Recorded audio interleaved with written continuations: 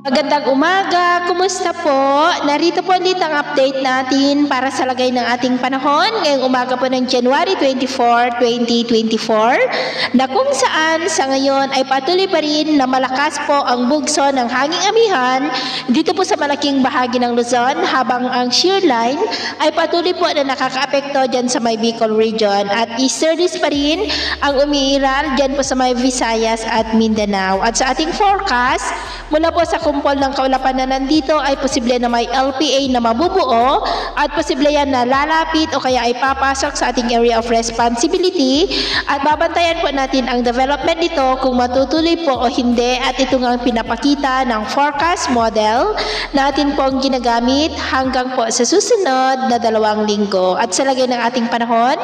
ngayong madaling araw ay maayos ang panahon sa malaking bahagi ng ating bansa pero may tsansa pa rin po ng maulap na kalangitan with isolated rains dito po sa may Cagayan, Apayao, ilang bahagi ng Isabela, Camarines Provinces, Catanduanes, Masbate, Oriental Mindoro at dyan po sa may Aklan. At mamaya ay sisikat po ang araw sa malaking bahagi ng ating bansa pero may tsansa pa rin ng maulap na kalangitan with isolated rains dito po sa may Cagayan, Palilo Island, Camarines Provinces, Catanduanes at maging po dyan sa may Aklan. At mamayang hapon, mataas pa rin ang tsansa ng maulap na kalangitan with isolated rains dito pa rin po sa may Cagayan, Apayao, ilang bahagi ng Isabela, Quezon, Bicol Region,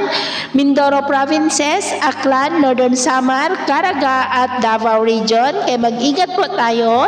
sa posibleng banta pa rin ng mga pagbaha at pagguho ng lupa. At sa atin naman pong mga baybayin, dahil sa amihan ay matataas po ang mga alon sa baybayin ng Palawan, Central Luzon Seaboard, Ilocos Region Seaboard, Extreme Northern Luzon Seaboard, Cagayan Seaboard at maging po dyan sa seaboard ng Silangan ng Luzon, ang mga alon